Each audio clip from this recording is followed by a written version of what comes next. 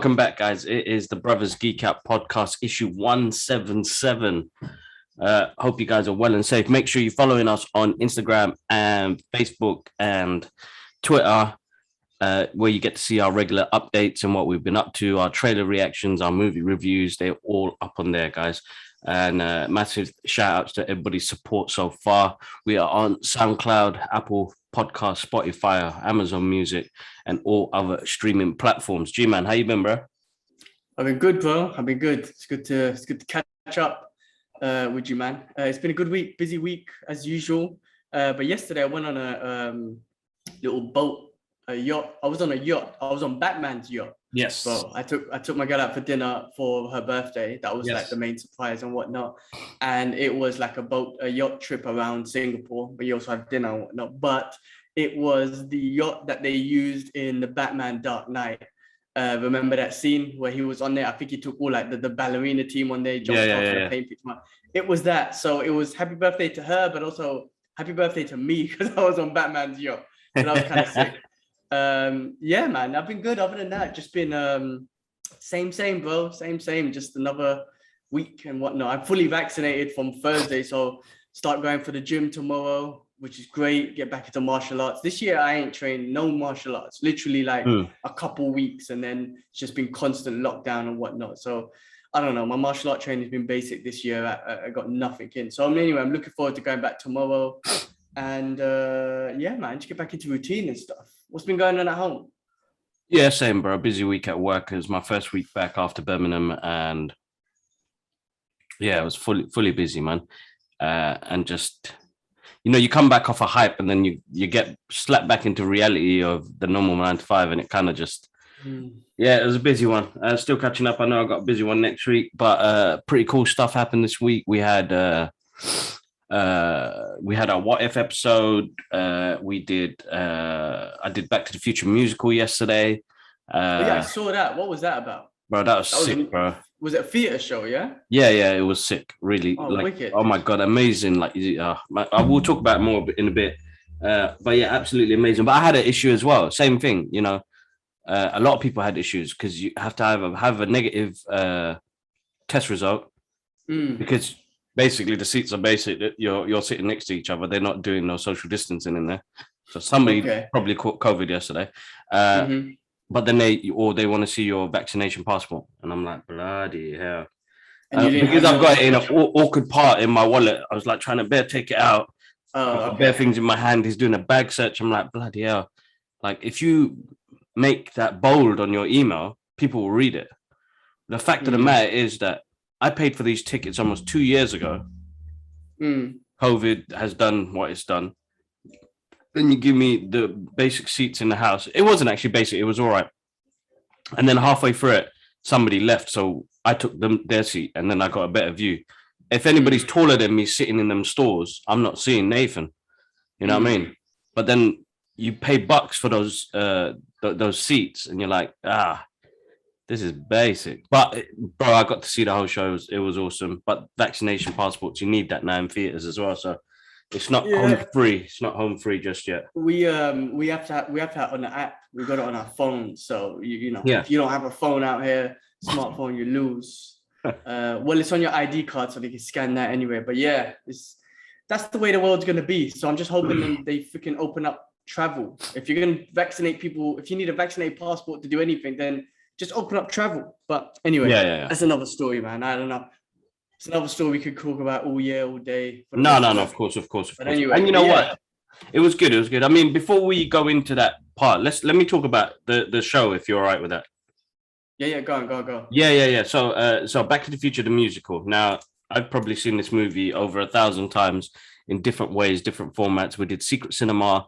I've seen it in outdoor cinema. I've done what else? How about music thing? You done the actual music theater? Like with the orchestra. Music? Yeah, that's right, with the orchestra in Royal Albert Hall. And it just keeps getting better, bro. It's weird that how this one movie can be experienced in so many different ways. Now, what they did was something familiar, but did something totally different. And I actually liked what they did. Like, you know, they've changed the story dramatically, bro. you know, to adapt it to theater and a musical. And a musical is tough to do, man. Like, you know, what songs you use and how do you use it? It was brilliant, bro. I was goosebumps. Yeah, and it's live and kind of like when I say it's such a talent to go an hour or 2 hours or however long it is, and you can't slip up, you can't make mistakes, you got to get your lines, your timing, your movement. Like it's actually amazing. Bro, it was really good, amazing talent, amazing, bro. It wasn't even that, bro. So great cast, great songs, great effects, bro. What they did with the effects always blows my mind, because you remember what they did in Secret Cinema, and you're like, you're in the scene. Like, it was that exciting where they did that, and some of the visual effects that they did, I'm like, bloody hell, man, this is a theater show. Like, how you make me have like goosebumps like this? I was proper moist, bro. The two guys sitting next to me, I was the only Asian in the village there. Were like, I was screaming, I was shouting. They weren't ready for that, bro. Live shows are always amazing. Exactly. Live music, live shows. There's something about them that are really good. I never really appreciated them as younger, but as you experience them, there's something about the liveness that brings it out. That's why I love live music. We've been going to this piano thing. We've got another one coming up in a month. Yeah. We've got another, but there's something about live music and live shows and whatever. There is, it's a better feeling. It's like a lot more intimate. You're there, you're seeing it live, you're viewing it live. You know what I mean? It's in your eyes and your ears, like, you know what I mean? Like, it's not like a recording device. You're not looking for a screen, you're not looking whatever, you ain't got headphones on, you're hearing it through a speaker, whatever. It's live. It's actually amazing. That sounds cool. I didn't even know they had a theater show. Yeah, bro, it's cool. Well, they had it, they've developed it for the past 3-4 years. Bob Geldof has been putting it together, and then, getting a good script, good song. How to adapt a movie like that to theater was just, what they did. And bro, the effects, bro, when they got the DeLorean and they did the scenes, you're like, bro, how the hell, who thought of this process of trying to implement time travel on the live stage? Fully enjoyed it, bro. And I'm going to go again without a doubt, now that it's in London, because originally when I booked it, which I'm still battling for getting my money back for the train ticket, COVID happened. It was a week, bro, when they shut down the country. And I was like, but the theaters, they gave you not a refund, but a credit to another show later on and see what happens. And then, I'm still battling the ticket part. Anyway, other than that, all good, bro. Really, really, really, really good show. I've only been to, I've only been to Spider-Man. When I went to New York, and that was cool as well. That was a cool theater show. But there's so much theater shows to see, like so much amazing ones. So awesome, man. That's good that you experienced it. Yeah, bro. Really, really, really, really good fun times, man. All right, man. We jump in. Let's do it, man. Let's go through all the news and topics for the week. Let's go for it, man. Well, I mean, you got your first bit on the list was 9/11. That was yesterday. 20th anniversary. My God, where did the time go, man? It's crazy. I remember. I never forget that. Well, again, condolences to all the victims. Yes. Who passed away. The US citizens, and then also, Immortal Techniques put something that resonates well. It's like condolences to all the US citizens who passed away and innocent people, and then also the innocent people in Iraq that got bombed for Iraq, Afghanistan. Yeah. So you know what? I forget the political side of things and the conspiracies and whatever you think. Just again, prayers go out to the innocent people who lost their lives wherever you were in the world. Wherever you were in the world, exactly.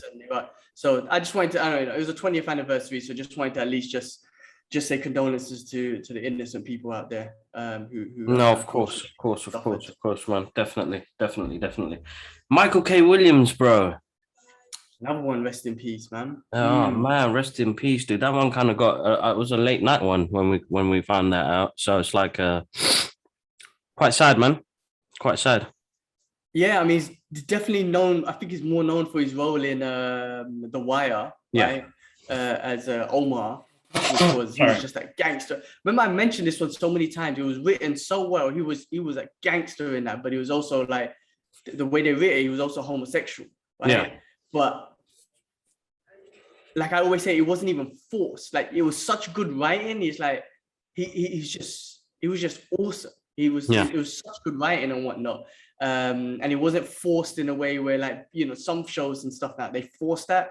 But in that show, it wasn't even forced. It was written so well. Yeah. And yeah, he's known best for that role. It was freaking awesome. And then obviously he's done so many amazing things since then. But yeah, it's a shame that it was heroin overdose or something. Shame, man. Everyone's fighting their demons. Oh, maybe he just might have a good time. I don't know what it is, but everyone's fighting their demons. You just don't know, innit? Everyone. Yeah, it's a tough one, man, because like, yeah, everybody's still fighting, bro, regardless of what's going on. Everybody's fighting, and some people just have some bad habits, not knowing what the I can't even say the repercussions are. Repercussions, yeah. Repercussions. He's probably tried it before. Like, I'm pretty sure that wasn't his first time. I mean, I'm assuming, I don't know shit. But I'm pretty sure he's tried it, and maybe something was wrong, man. Maybe the source he got it from, maybe he just took it too much. I don't know, man. Anyway, rest in peace, man. Rest in peace, dude. Rest in his amazing work. Yeah. That he's done, and yeah, man, it's crazy. It's crazy. Yeah, it's a full on one, man. Full on one, definitely is.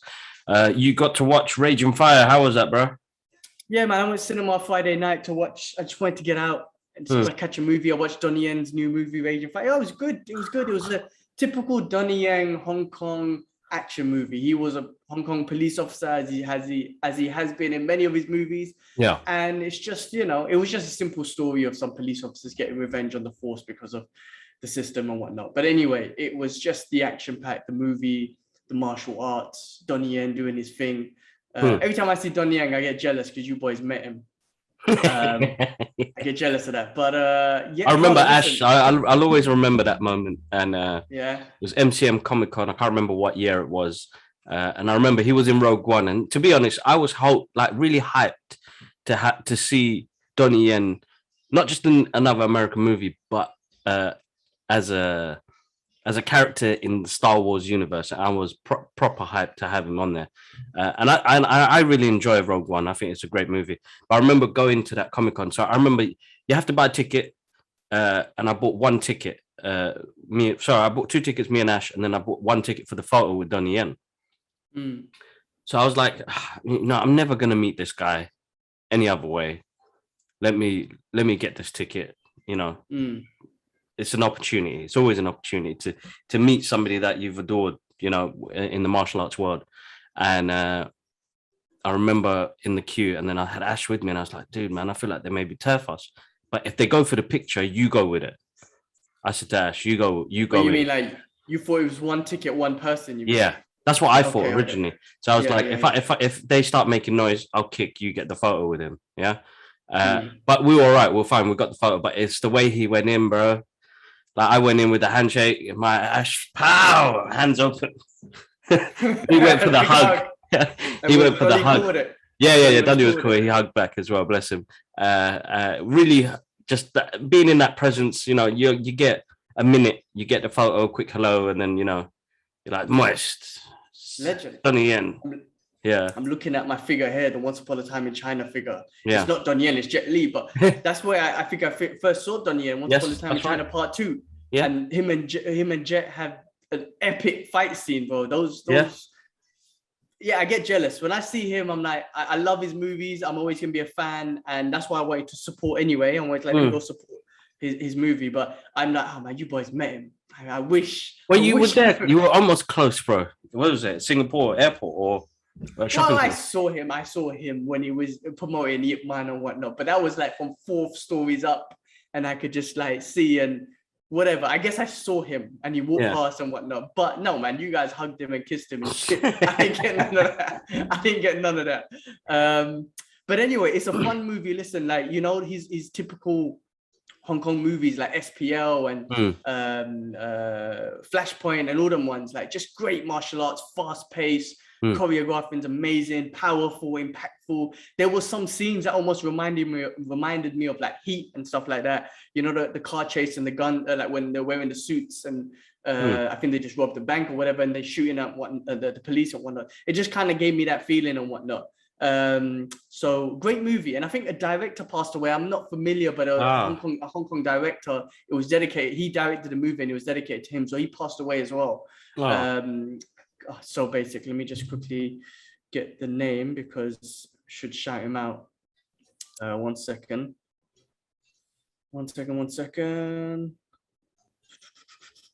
Raging Fire director.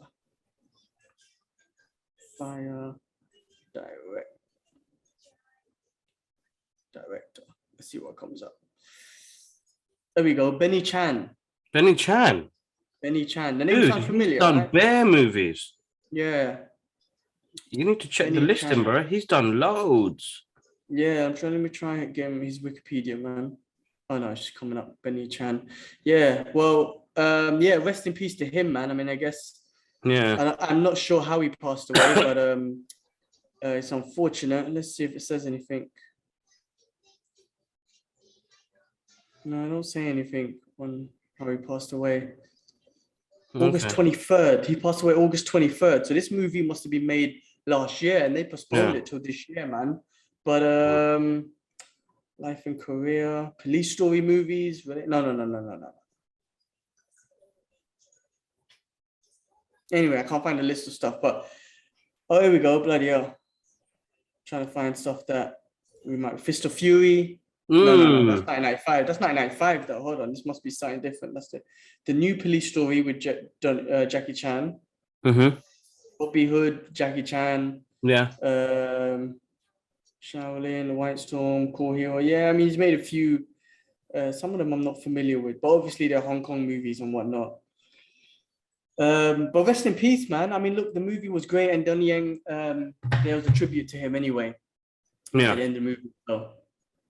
If you could get a chance. I mean, look, I wouldn't say go out your way to the cinema and watch it, but if you're a Donnie Yen fan, then yes, you should go to the cinema and watch it. No, definitely will.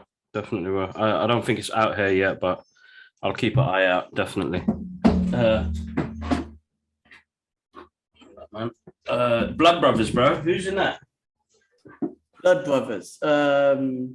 No, man. I'm talking about the Malcolm X and Muhammad Ali documentary. Oh, bro, that was good. Did you watch it? Yes, I watched that. That was really good. That's a must watch. Really good. Do you know what? Yeah, because I read or listened to Malcolm X's book and I'm reading Muhammad Ali's book, like a lot of that information or most of that information, to be honest, wasn't new to me, but it was just kind of deep. Like that, just the way they kind of put that three-year relationship together. And I felt bad for Malcolm, man. He was portrayed wrong. He's a typical character or human being, should I say, who was portrayed wrong by the media because he never promoted violence. He just promoted self-defense. That's right. The difference between him and Martin Luther King just didn't promote no violence at all, no self-defense, anything. Yeah. But Malcolm X was like, no, we're not going to attack you, but if you attack us, we're going to defend us. So that was his strategy, but they pull it in as he was violent and whatnot. And obviously the FBI is not most wanted, but he was on the FBI watch and all that stuff. But you know what? Again, it's just typical government and media bullshit that painted him in that picture.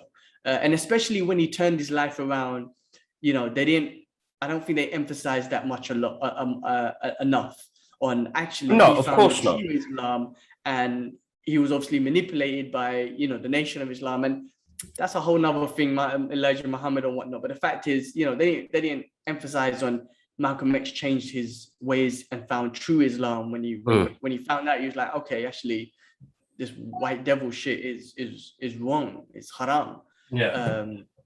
Anyway, I felt sorry for him. And you watched the documentary, yeah? Yeah, bro. The relationship between him and Ali, obviously, when he spoke out against Elijah Muhammad, Ali, kind of darked him a bit, man. Like when they saw each other in Africa, he kind of blew him off, basically, like just said, don't talk to me, sort of thing. Yeah. Because you spoke up against Elijah Muhammad. I feel like Muhammad Ali was, and in his book, I read Ali's book, that was one of his biggest regrets. He wished he didn't end it like that. Maybe he was threatened as well. He felt threatened as well. Bro, I wouldn't be surprised because that's what I kind of worked out after. Elijah Muhammad, the way he carried on, he was more like a mob than a religion. And I mean, I have my thoughts about the way he, you know, and I don't want to offend anybody who's from the Nation of Islam or anything like that. Everybody has their own ways of doing what they do. Just, you know, it's not the way I am anyway. True Islam, and unfortunately, let's be real. I'm not being, I don't want to be disrespectful, but when you say Nation of Islam, that's not the true Islam when you're being racist, basically. Yeah, exactly. I mean, yeah, you're basically saying, yeah. So anyway, yeah. There's more to it. There's more to it. But yeah, no, bro, it was heartbreaking because that ending tear my eye, man. You know, when the daughter was talking about it, and he said that, you know, and she said, you know, even the last dying breaths, he was saying that was probably one of my biggest regrets. And I'm like, blah, man, that's because you know they were two influential, great people. Like if I was to watch, like I was thinking about it after I was watching that program. If there was two people that I got to sit in a room with, or three people, it would be those guys, bro. You know, Martin Luther King and Malcolm X and Muhammad Ali. I would love to have that conversation with them. You know, that realization, and you know what their time and what they were going through, and how they have impacted our lives now after they're gone. You know what I mean? But Malcolm X, I would have loved to have a sit down and chill and talk with him, like you know, after he came back from Saudi, because I know what they don't talk about was, you know, his change, and you know what he meant after, you know, and he changed 100%. Dramatically. You know what I mean? Yeah, and that time of history, man, how amazing is that? Muhammad Ali, Malcolm X, and Martin Luther King at one time in history. That is an epic point of America. Well, not just American history, but history for Black people and whatnot. Not just Black people, but just people, good human beings in general.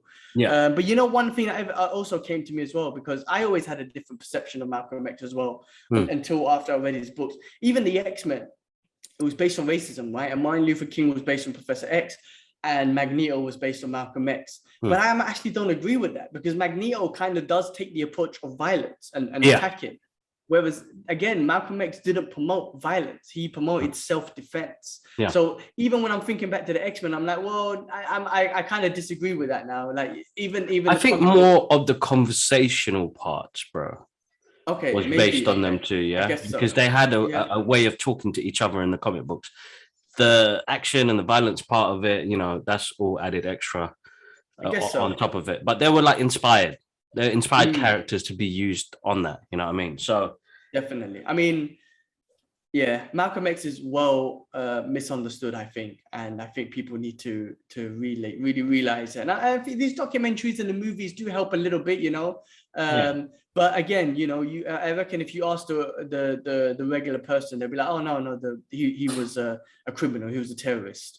And that's the way the FBI and the media portrayed him, I think, at that time. But that's obviously bullshit. So anyway, great documentary, man. If you haven't seen it, one to watch, guys. Yeah, it's on Netflix now.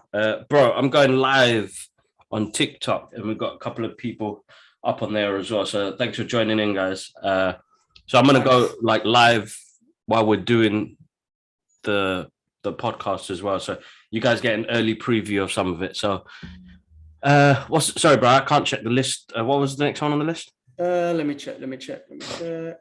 Clara, are you okay? Baba? Oh, she's into a program. Oh, the PS5 games. They had a new exhibition on it. Some of the games, bro. I'm gonna buy a PS5 soon, bro. I'm telling you. What do you think? I mean, look, it was Spider-Man, it was the Wolverine teaser, and obviously God of War, which I was more into. But what do you think, man? I mean, bro, so the trailer that got me most excited was the Spider-Man one. That was actually pretty cool. And them introducing Venom into the game as well. That was just, I was excited. The Wolverine one looks good. It's just not enough, but you know, when you see the clothes come out, you get excited. And the God of War, bro, like I haven't played the game, bro, but when I watch gameplay and I watch the video footage, I'm like bloody hell, that looks moist. So good. Yeah. I mean, look, you don't, I know you don't play video games. You never had the patience for them, but that one, I mean, I stopped playing video games, but Ghost of Tsushima and God of War, I make the time for. The only games I play. But yeah, the Spider-Man game looks awesome. I watched Ash play it when I came to the UK. But it's not the type of game that I will play. I'm just not into that type of game. Too many buttons to press. Even me, all I did was just swing around because it was, you know. Yeah, exactly. And I don't like the formatting of that type of game personally. Just not my thing. Same with the Wolverine game. Ash said it's the same people who made the Deadpool game, which I haven't played either. But I like, to me, if it doesn't play like God of War, if it doesn't play like a Ghost of Tsushima, then I'm not really interested. However, the game looks sick. But God of War, I'm buying a PS5 for that game, bro, because I love the story. The gameplay is amazing. It's gonna have Thor in it. Did you see the picture of Thor? Their portrayal of Thor. Like it's raw, bro. The game is raw, and I know the battle between him and Thor in the game is gonna be mad because Kratos is a violent dude. I'm telling you, he's like pound for pound best video game dude. I don't even know what I'm trying to say, but pound for pound, he's the best video game character out there, man. Kratos. But anyway, that looks good. That's gonna make me buy a PS5 next year when it comes out. Cool. Yeah, no, it was good. It It hyped up the week. Yep. Shang-Chi, just real quick on that, man. So they didn't get released in China. Have you heard about this? What's going on?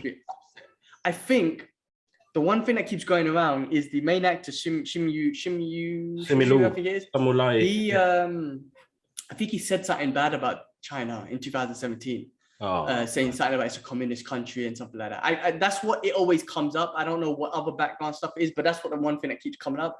But I feel like Disney must be so upset. I tell you why, right? Because minimum 100 million is coming from China. That's a minimum. This is a Chinese Marvel superhero, right? So it gets that market. You got Michelle Yeoh, you got Tony Leung, who are Chinese superstars, and then they're not releasing it there because of the American Chinese actor who they've hired to play Shang-Chi said something about 2007. I don't know. I'm making all this shit up, but I could just imagine the Disney CEOs like, fuck, man. Oh, shush, I know what's there. They must be like, man, basic, man. We gave you the part and you done some crap about China, and now we're not going to be released there. But that's in like 2017, and what has that got to do with China? Don't mess around, bro. China don't mess around. You don't say anything about China, bro. They don't mess around, and they run things now. They're not I think he called them a third world country or something like that. But they don't mess around and they run everything. Like Hollywood want China. They want Disney. We've seen it. We've heard it before with Doctor Strange about the Ancient One, all that sort of stuff, right? We know about it. So Disney want to be in China, but the fact that they got a movie that is for China and then they're blocked and they're not running, they must be crying, bro.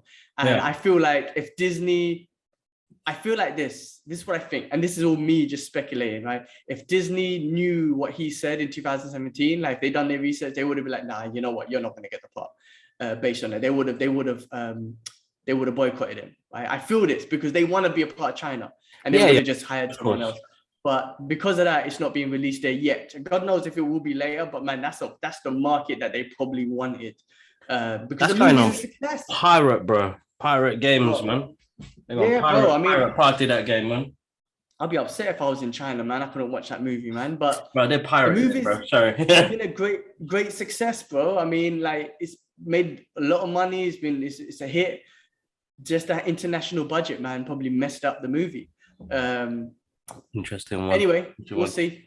But anyway, I mean, I don't know if that's the full reason, but that's what keeps popping up. That he said some stuff back in 2017, and he's Chinese as well, so they ain't gonna tolerate one of their own people talking bad about them. So that's a shame. But I didn't, I was thinking about something we talked about last week when we were spoiling it or talking about it. And it was a silly comment I made about Katie, what's her name? Aquafina. Remember I was saying like she kind of didn't suit the role and she wasn't athletic enough to learn how to do a bow and arrow in one day. I was thinking about it later, man. Like, how stupid is that? We just watched a comic book movie where dragons were fighting, and then here we are saying, oh, she don't look athletic enough to throw an arrow or shoot an arrow. It's like, what a dumb comment to make. So I'm taking that back. It's all right. It's okay. I mean, they're general thoughts of what we say there and then, isn't it? So it's fine. Don't worry. Don't take to like. No, I was just kind of thinking about it. I was like, it was a silly comment. So anyway, yeah. But anyway, hopefully it does get released in China because I hope that movie makes all the money, man. It's the highest rated Rotten Tomatoes comic book movie ever, man. Yeah, no, you're right. God damn, I'm on the wrong page, man.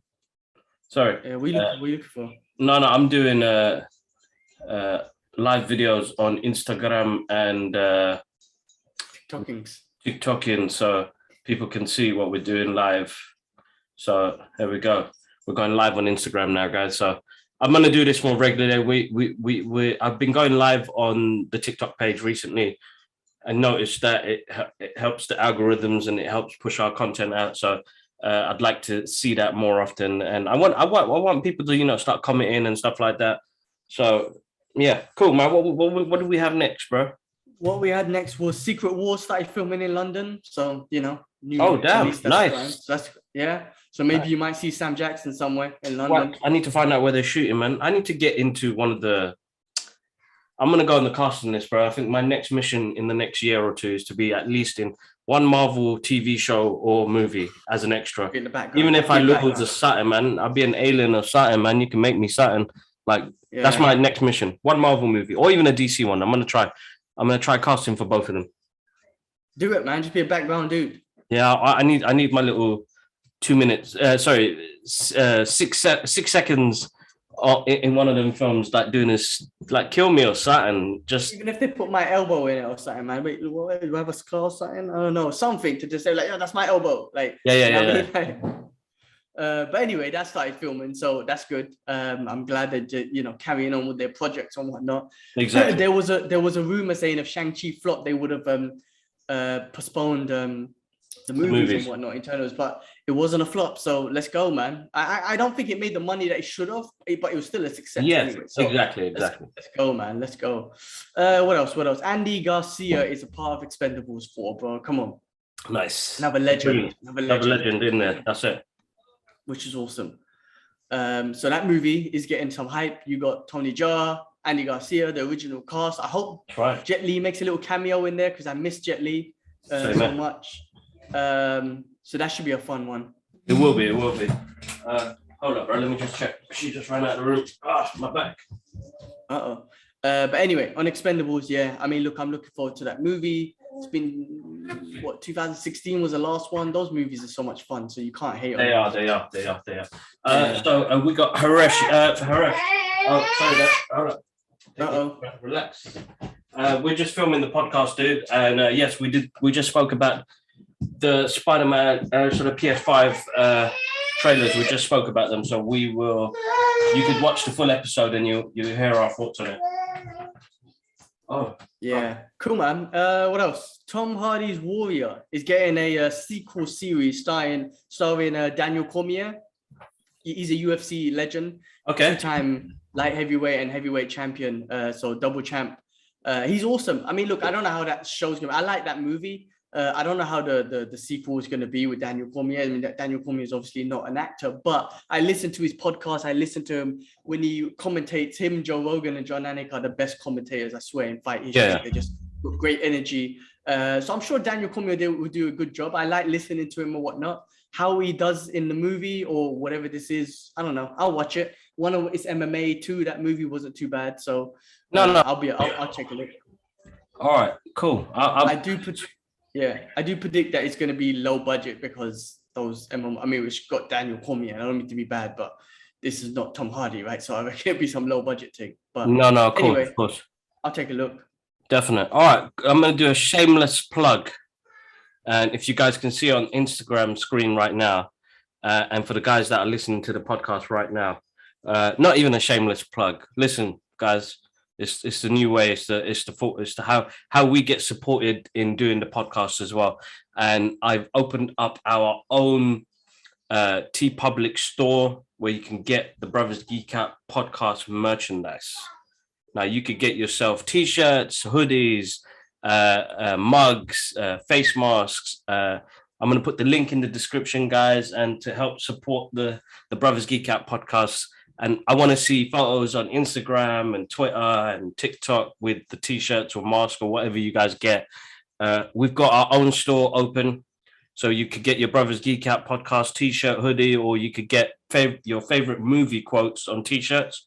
So I've got a couple on there. G-Man, what I'm going to do, I'm going to put the link on the chat in Zoom, so you could check it out and get, because I got excited yesterday.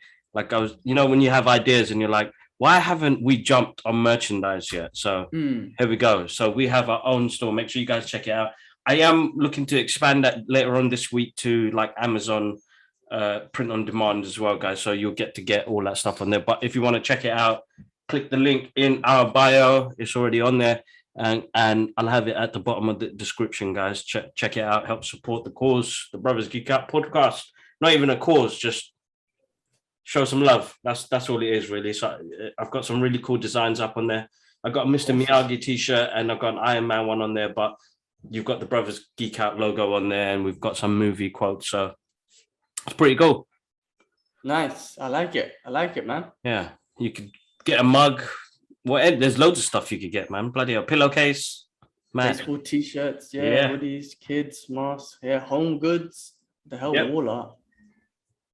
Nice. Awesome. But yeah, sorry. Shameless plug. Had to be done. What else was on the list, bro? The last thing was the main thing of every week. What if? God damn. Good episode. So good. Yeah, really enjoyed that. Bro, the zombie, man. Finally, we because the zombies, Marvel zombies and all that stuff has always been one of those comic book things. And we finally got one, which was awesome, bro. It was so good. And also, because it's a cartoon, there is less emotion to it in the sense that, you see Bucky losing, he had to kill Cat and Falcon and, his only friends and whatnot. And, it was a bit comedic and whatnot. It wasn't too much emotions attached to it, but it was really good, man. I mean, Spidey, and you get here Chadwick Boseman again. Yeah, that was and he said that line, in my culture, death is not the end. Yeah. It's emotional. Spidey mentioned Uncle Ben for the first time in the MCU. Yes, that's right. Yeah, Hulk got some redemption, right? From his because it's from the Infinity War saga, right? Yeah. But again, Hank Pym is fucking everything up again in this What If series. So he there was a when he was looking for his wife in the quantum worm disease, which he brought out into the world. But yeah, Hulk, I love that Hulk got some redemption because he couldn't get bit, and then he just had a big fight with zombie Scarlet Witch, which was nuts, bro. Yeah. And then at the end, that Thanos zombie, I mean, come on, man. Thanos and he had the Infinity Stones. He was still going. He had the gauntlet. That's sick, bro. That was awesome. So great episode. Great freaking episode. Really good. It was really good. Sorry, bro. I'm just uploading this to Instagram. But yeah, great. For me personally, bro, you know what? It did have emotion, bro. Peter, no, man. Peter was like, I think animation, it does take away that moment, but I think that moment that Peter had with Ant-Man and T'Challa was actually a really good, heartfelt moment. And bro, Ant-Man was jokes, bro. His head and his references. Paul Rudd came back, which was awesome. So good. I mean, how many times are they going to kill Vision? This time he killed himself. I know, that's what I was going to say. Vision knew his bare times, man. He's poor dude, man. He's getting it. I said, but it was so good. I mean, all these what ifs are amazing. They're freaking good, bro. All of them. They've really put together some good, wholesome stories that work really well, and using like a what's the word? A common theme from the movies gives us that connection and understanding of what's happening, basically. So good. I mean, yeah, man. Yeah, and you know what? I don't know. They don't, and they're never focusing on Marvel's so good. They don't have to focus on a Captain America or an Iron Man or whatever to make something good. They could just focus on all the other characters, and it's going to be good. So I don't know. I'm such a fan. They're so good at building characters. Obviously, that's what Marvel has been doing with these comic book characters. They know how to build characters, but in the movie world and in this world, so good at building characters where, like I say, Ant-Man is a fan favorite out there. You know what I mean? Groot is a fan favorite. No, man, it's so good. Anyway, what ifs are being the best things every week, man. I'm loving it. So Wednesdays, what ifs are the best. So that's been pretty awesome. Nah, bro, I don't blame you, man. I've really enjoyed them as well. I look forward to them, even though I saw it on a Thursday. It was a late one for me. Work has been extremely busy, so I feel that. Trying to work that out has been hard. It's weird, man. Life just gets extremely busy and tough, man. So it's just trying to balance everything, and everyday life is getting even more busy. And yeah, we're getting there. But yeah, man, we're getting some love on Insta. Thank you very much, peoples. Make sure you check out the Brothers Geek Out podcast there. Make sure you guys check out the Twitter and the TikTokins. I forgot to say, like lastminute.com. Make sure you check the link below for the Crypt Art exhibition. So it's an NFT exhibition. So where you get to see rare photos and images that are high, like big collectibles, and you can buy the NFTs later on.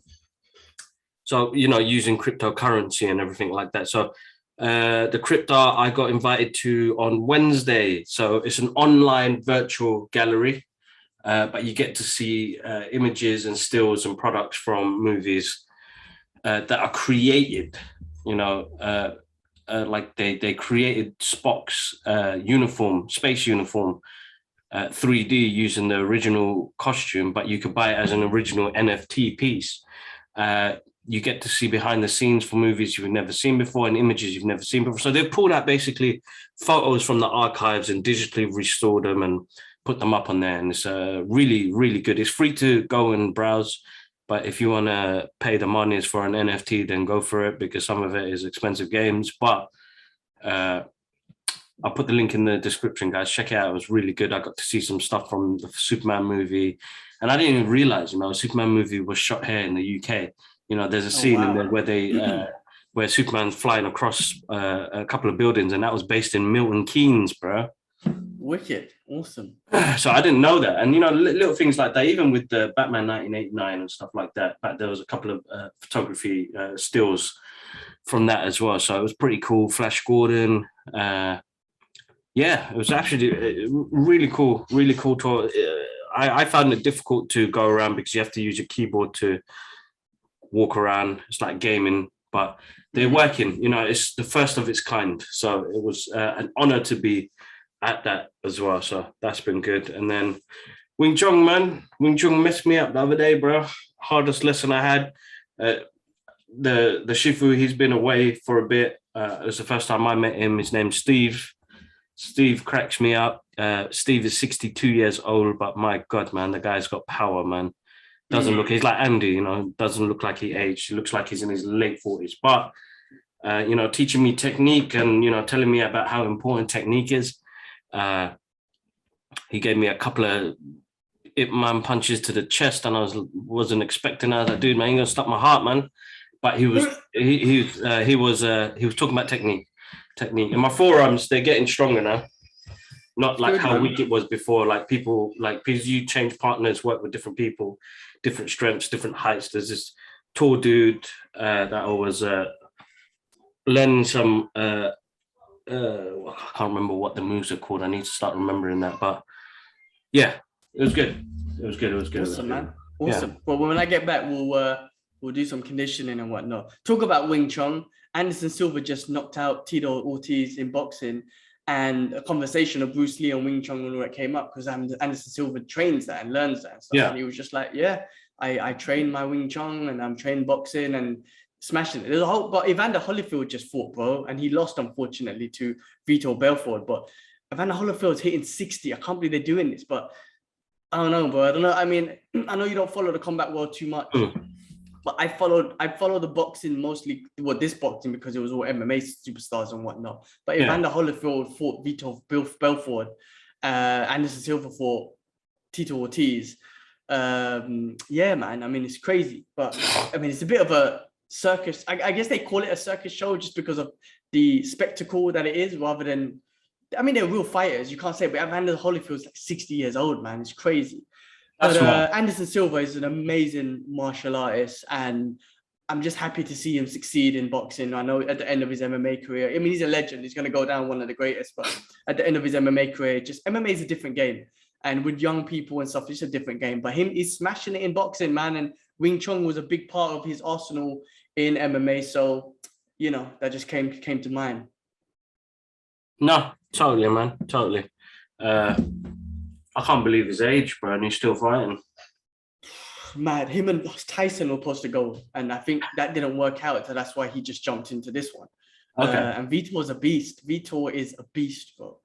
He's getting old as well, but I mean, he's still a beast compared to a 60-year-old Evander Holyfield. So it's crazy, but mad. That's the fight world. That's the fight world, of course. That's mad. I think that's it, isn't it? That's all the things on the list, bro. Cool. All right, man. As I said, guys, make sure you check us out on Twitter, Facebook, Instagram is the Brothers Geek Out Podcast. We're on all streaming platforms, and guys, now we have merchandise. Oh my goodness, that's like, for me, that's another big step for the Brothers Geek Out Podcast. I recently put up a post on Twitter the other day, and people were not cracking up, but like where we started. I put up a picture of us where we started the podcast, an image from the first podcast, and I remember it was like 15 minutes long, and we were talking about Avengers. Yeah, it was the first podcast, and I took a photo of the recent one, and you could see, like, you know, the difference. But guys, massive thank you, because I know YouTube is weird and the algorithm is a weird one. It doesn't really, really push smaller creators' work. But you guys that are listening in on like SoundCloud, Apple Podcasts, and Amazon, and you guys keep the views up on there. So that's a massive thank you for that.